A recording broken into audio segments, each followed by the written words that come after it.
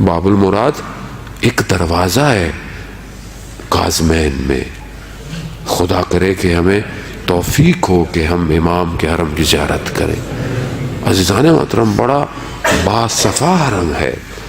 میں ابھی چند دن پہلے ہی ہو کر آیا ہوں عزیزان محترم, اور میں وہیں دعا کر کر آیا تھا, مولا آپ کی مجلس پڑھنے جا رہا ہوں, آپ کا ذکر ہے, آپ ہی عنایت کیجیے گا, میری توفیق نہیں ہے. باب المراد ایک دروازہ ہے. جنید بغدادی جو کہ اہل سنت کا بہت بڑا عالم تھا, وہ کہتا تھا کہ جب بھی میں کسی مشکل میں پھنستا تھا تو میں موسیٰ ابن جعفر سے متصل ہوتا تھا اور اپنی مشکل کو حل کر کے لے جاتا تھا. اللہ, یعنی ہر خاص و عام کی مشکل کا حل موسیٰ ابن جعفر. بغداد آپ کو پتا ہے کتنی مشکل ہو گیا اگر میں اپنی مشکل کا حل لے کے نہ جاؤں اس گھر سے. جانے محترم میں قید خانے میں ہوں, میں دنیا کی قید میں ہوں, میں دنیا کی محبت کی قید میں پھنسا ہوا ہوں. میری روح پھڑپڑا رہی ہے اس پرندے کی طرح جو کہ ایک چھوٹے سے جالے میں بند ہوتا ہے اور پرواز کرنا چاہتا ہے. میں بھی دنیا کے اس قید خانے میں پھڑپڑا رہا ہوں. یہ امام ہے جو مجھے اس دنیا سے باہر نکالے گا. عزیزان محترم مگر میری توجہ نہیں ہے. آئے متصل ہوں امام کی اس بیٹی سے جس کا نام فاطمہ معصومہ کم ہے. بیٹیوں والے جو ہے نا, آپ اس کو محسوس کریں. اہل بیت کے درد کو محسوس نہیں کر سکتے. میں نے کوشش کی ایک دفعہ, میں پھٹ گیا. میں نے ایک لمحے کے لیے ایک باپ کا بیٹی سے جدا ہونا محسوس کیا, میں پھٹ گیا, میں ہار مان گیا. میں نے کہا مولا میں برداشت نہیں کر سکتا کہ جس طرح ایک بیٹی روز عاشورہ اپنے باپ سے جدا ہوئی. نہیں برداشت کر, نہیں آپ بیٹیوں والے ہیں نا, آپ درد کریں. میں نہیں برداشت کر پایا. میری بھی بیٹی ہے نا, بار بار کہتی ہے بابا کب آئیں گے, لیکن جس باپ کو یہ پتا ہو کہ اب وہ واپس نہیں آئے گا. اللہ اکبر. عزیزان محترم وہ بیٹی چھوٹی سی بیٹی ہے مدینہ کے اندر, باپ کہاں ہے بغداد میں.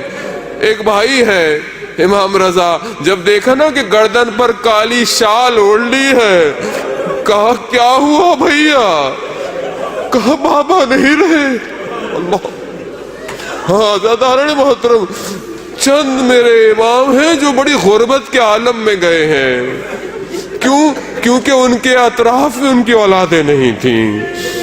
ایک امام موسیٰ ابن جعفر ہے, ایک امام رضا ہے, ایک امام تقی ہے. یہ تینوں اس غربت کے عالم میں گئے ہیں کہ اولاد نہیں تھی.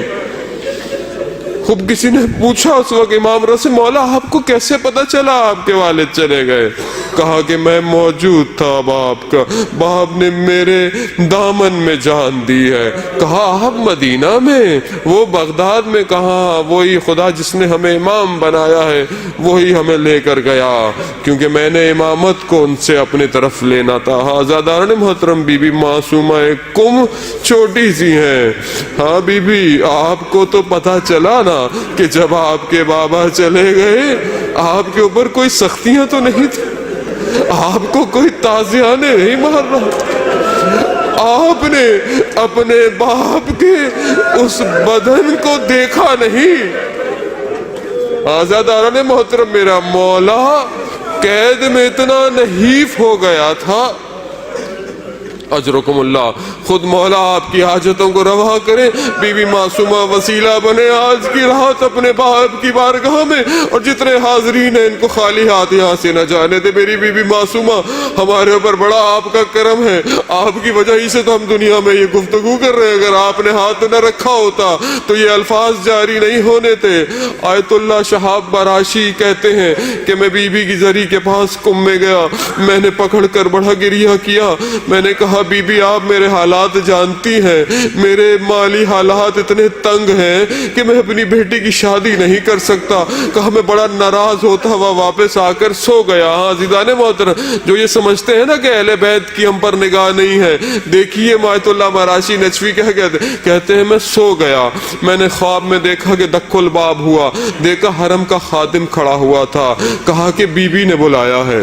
کہتا ہے میں گیا صحن آئینہ جو تلا سب سے بڑا صحن ہے نا کم میں، وہاں گیا، دیکھا کچھ خواتین صحن آئینہ صاف کر رہی تھی، کہا یہیں رک جاؤ بی بی آنے والی ہے۔ کہتے میں نے دیکھا بی بی آ رہی ہے، بی بی بالکل اپنی جد ماجدہ سجدہ سیدہ کی طرح کمزور سی تھی، کیونکہ انہوں نے بی بی کو بھی خواب میں دیکھا ہوا تھا۔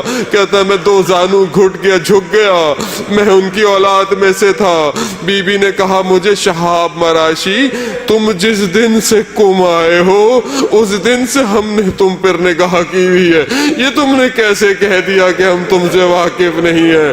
آزادار محترم، ابھی یہ کہنا تھا، شرمندہ ہوئے، آنکھ کھل گئی، روتے روتے بی بی کی ذریعے پہ کہا بی بی مجھے معاف کر دے۔ ہم بھی کہیں گے بی بی ہمیں معاف کر دے، اپنے والد محترم کی بارگاہ سے ہمیں دعا کریں۔ ہاں بی بی، مگر آپ نے اپنے